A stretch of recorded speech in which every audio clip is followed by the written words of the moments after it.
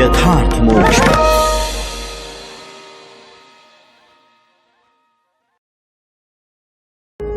यथार्थ मोक्ष प्रस्तुत कर रहा है अतुल्य संपूर्ण महाभारत, श्री महाभारतम राजधर्मानुशासन पर्व 69वां अध्याय। राजा के प्रधान कर्तव्यों का तथा दंड नीति के द्वारा युगों के निर्माण का वर्णन। युधिष्ठिर ने कहा, पितामह, राजा के द्वारा विशेष रूप से पालन करने योग्य और कौन सा कार्य शेष है? उसे गांवों की रक्षा कैसे करनी चाहिए और शत्रुओं को किस प्रकार जीतना चाहिए? राजा गुप्तचर की नियुक्ति कैसे करे? सब वर्णों के मन में किस प्रकार विश्वास उत्पन्न करे? हे भारत, वो भृत्यों, स्त्रियों और पुत्रों को भी कैसे कार्य में लगाए तथा उनके मन में भी किस तरह का विश्वास पैदा करे? भीष्म जी ने कहा, महाराज, क्षत्रिय राजा अथवा राज कार्य करने वाले अन्य पुरुष को सबसे पहले जो कार्य करना चाहिए वो सारा राजकीय आचार व्यवहार सावधान होकर सुनो। राजा को सबसे पहले सदा अपने मन पर विजय प्राप्त करनी चाहिए। उसके बाद शत्रुओं को जीतने की चेष्टा करनी चाहिए। जिस राजा ने अपने मन को नहीं जीता वो शत्रु पर विजय कैसे पा सकता है? श्रोत्र आदि पांचों इंद्रियों को वश में रखना, यही मन पर विजय पाना है। जितेंद्रिय नरेश ही अपने शत्रुओं का दमन कर सकता है। हे कुरुनंदन, राजा को किलों में, राज्य की सीमा पर तथा नगर और गांव के बगीचों में सेना रखनी चाहिए। नरसिंह, इसी प्रकार सभी पड़ावों पर, बड़े बड़े गांवों और नगरों में, अंतःपुर में तथा राजमहल के आसपास भी रक्षक सैनिकों की नियुक्ति करनी चाहिए। तदनंतर जिन लोगों की अच्छी तरह परीक्षा कर ली गई हो, जो बुद्धिमान होने पर भी देखने में गूंगे, अंधे और बहरे से जान पड़ते हों तथा जो भूख, प्यास और परिश्रम सहने की शक्ति रखते हों, ऐसे लोगों को ही गुप्तचर बनाकर आवश्यक कार्यों में नियुक्त करना चाहिए। महाराज, राजा एकाग्रचित हो सब मंत्रियों, नाना प्रकार के मित्रों तथा पुत्रों पर भी गुप्तचर नियुक्त करे। नगर, जनपद तथा मल्ल लोग जहां व्यायाम करते हों, उन स्थानों में ऐसी युक्ति से गुप्तचर नियुक्त करने चाहिए जिससे वो आपस में भी एक दूसरे को न पहचान सकें।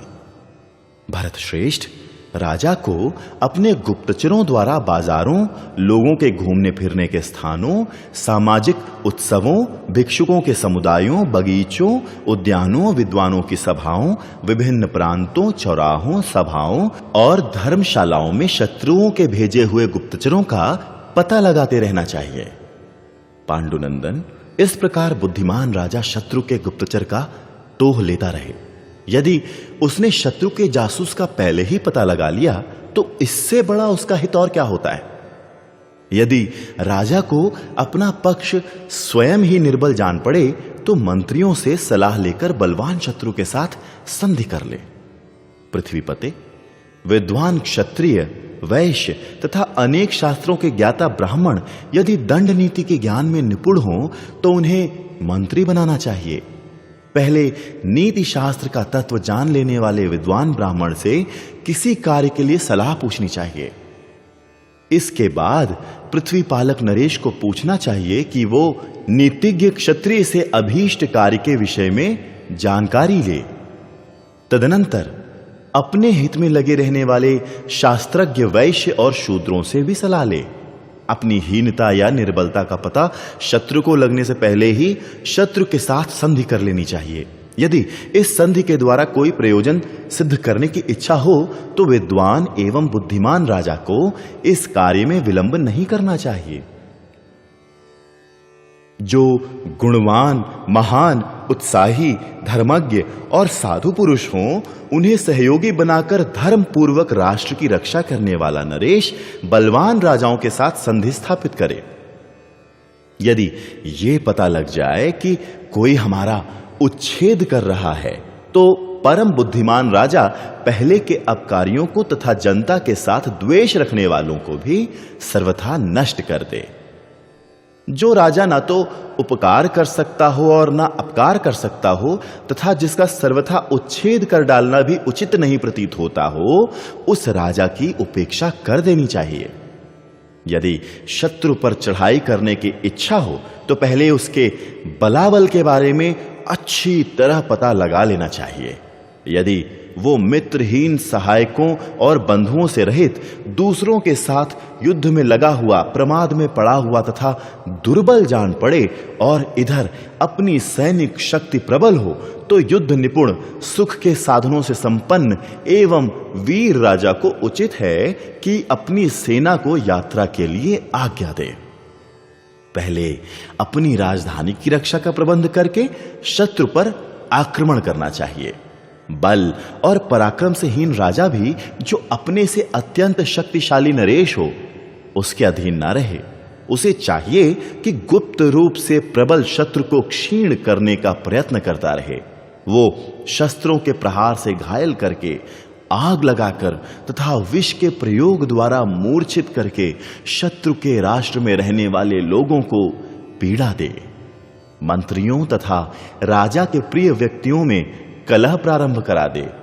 जो बुद्धिमान राजा राज्य का हित चाहे, उसे सदा युद्ध को टालने का ही प्रयत्न करना चाहिए।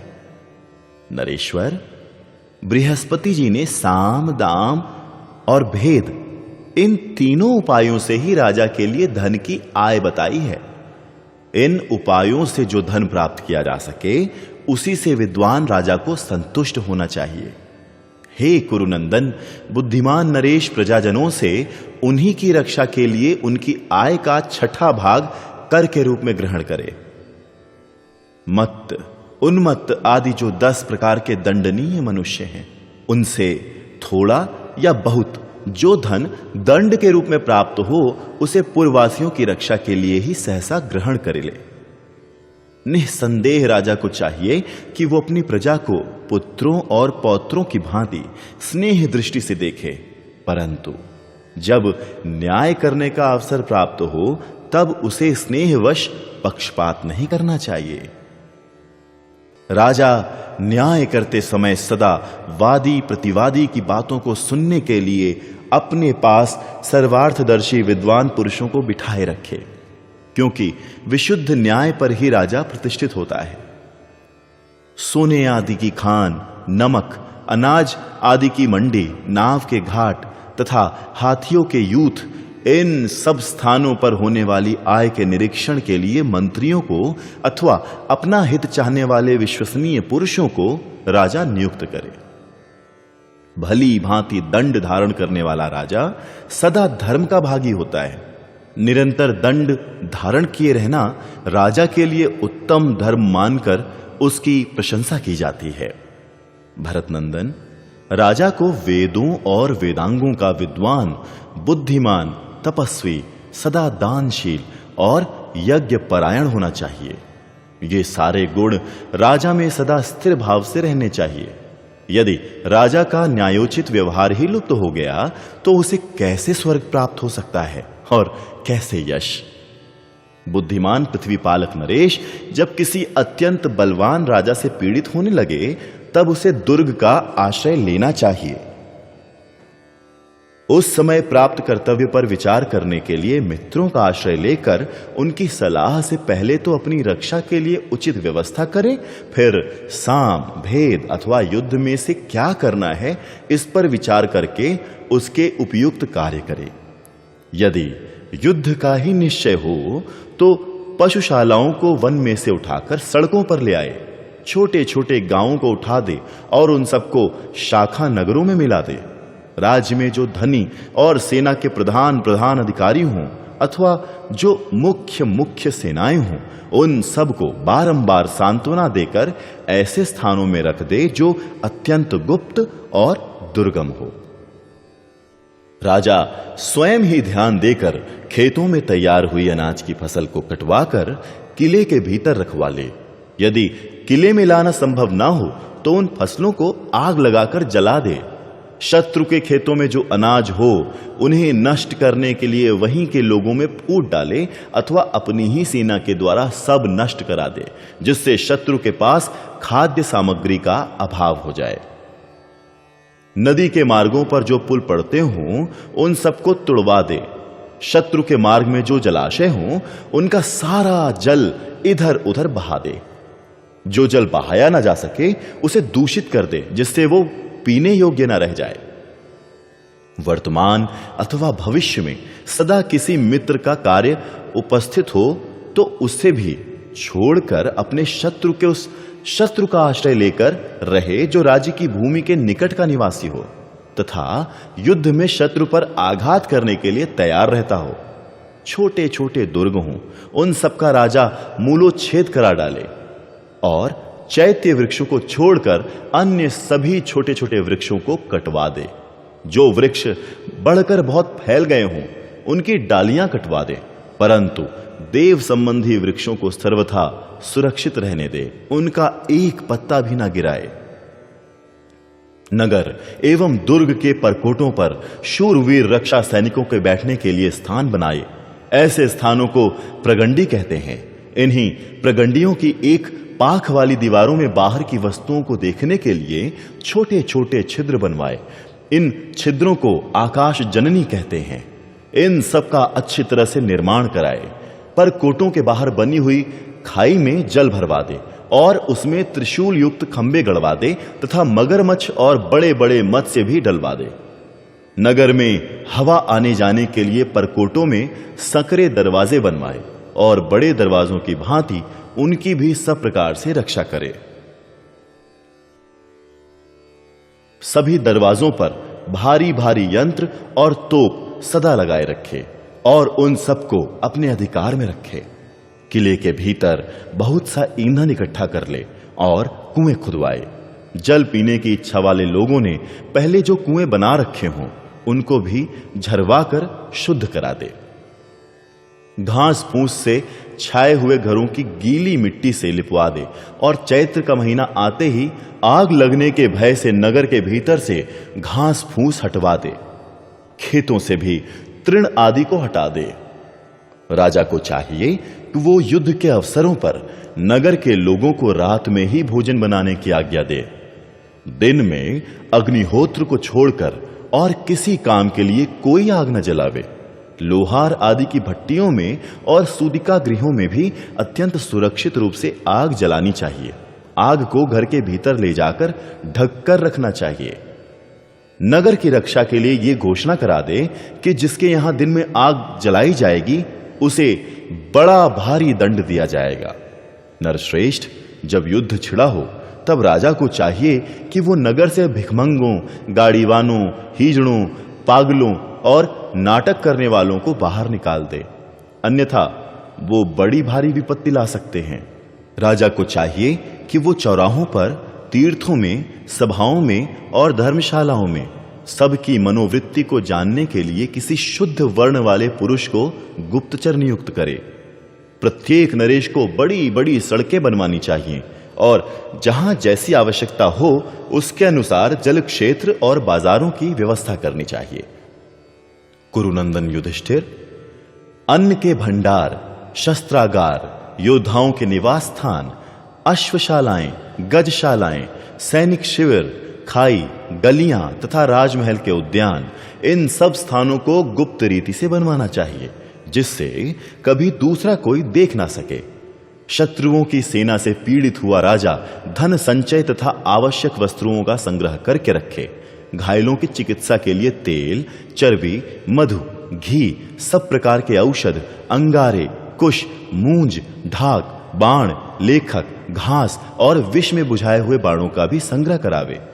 इसी प्रकार राजा को चाहिए कि शक्ति, वृष्टि और प्रास आदि सब प्रकार के आयुधों, कवचों तथा ऐसी ही अन्य वस्तुओं का संग्रह करावे।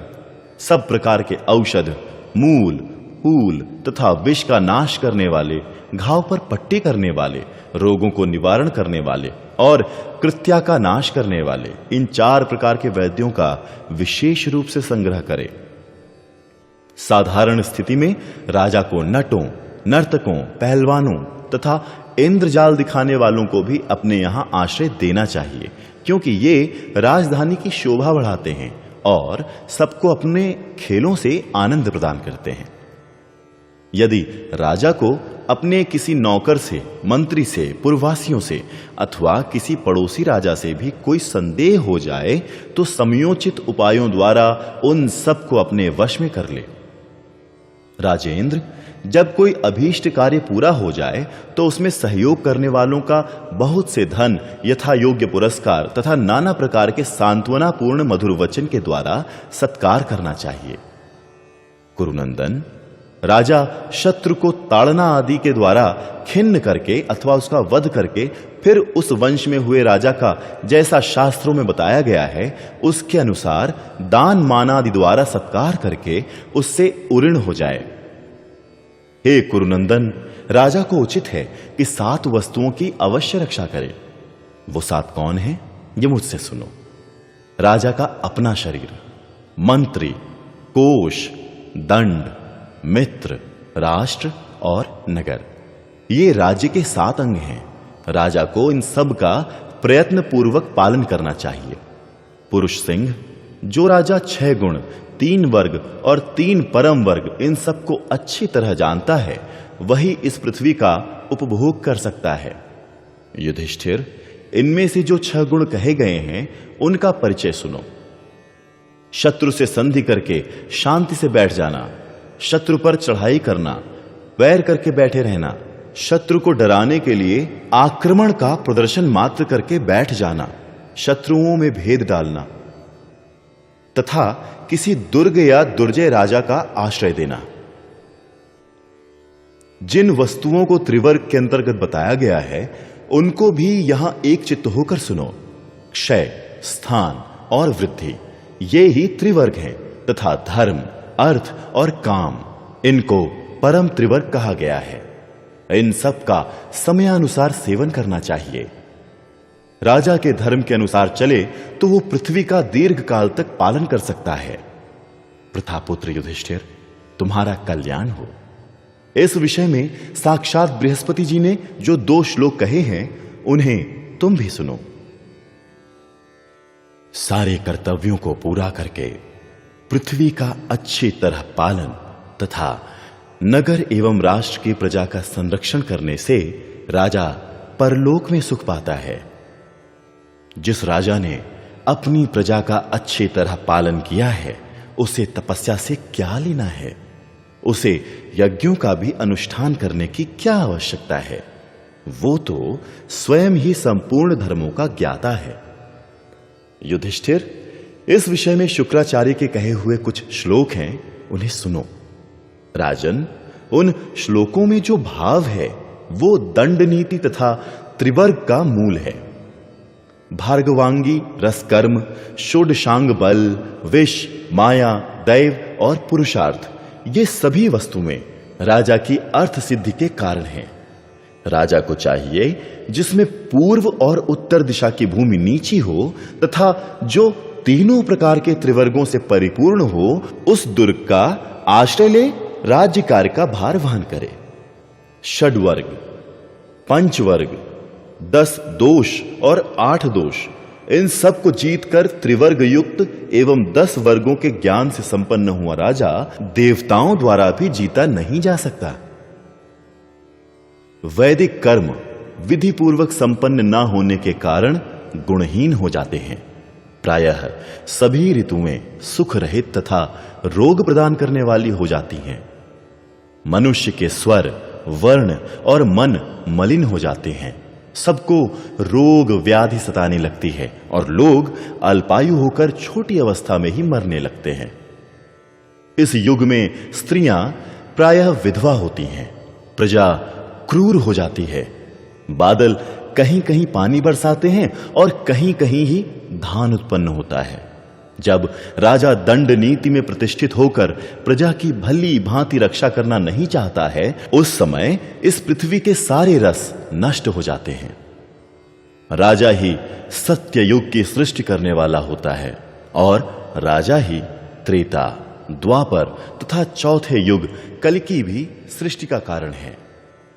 सतयुग की सृष्टि करने से राजा को अक्षय स्वर्ग की प्राप्ति होती है। त्रेता की सृष्टि करने से राजा को स्वर्ग तो मिलता है परंतु वो अक्षय नहीं होता। द्वापर का प्रसार करने से वो अपने पुण्य के अनुसार कुछ काल तक स्वर्ग का सुख भोगता है, परंतु कलि युग की सृष्टि करने से राजा को अत्यंत पाप का भागी होना पड़ता है। तदनंतर वो दुराचारी राजा उस पाप के कारण बहुत वर्षों तक नरक में निवास करता है। प्रजा के पाप में डूबकर वो अपयश और पाप के फलस्वरूप दुख का ही भागी होता है। अतः विज्ञ क्षत्रिय नरेश को चाहिए कि वो सदा दंड नीति को सामने रखकर उसके द्वारा अप्राप्त वस्तुओं को पाने की इच्छा करे और प्राप्त हुई वस्तुओं की रक्षा करे। इसके द्वारा प्रजा के योग क्षेम सिद्ध होते हैं, इसमें संशय नहीं है। यदि दंड नीति का ठीक ठीक प्रयोग किया जाए तो वो बालक की रक्षा करने वाले माता पिता के समान लोक की सुंदर व्यवस्था करने वाली और धर्म मर्यादा तथा जगत की रक्षा में समर्थ होती है। नरश्रेष्ठ, तुम्हें यह ज्ञात होना चाहिए कि समस्त प्राणी दंड नीति के आधार पर ही टिके हुए हैं। राजा दंड नीति से युक्त हो उसी के अनुसार चले, यही उसका सबसे बड़ा धर्म है।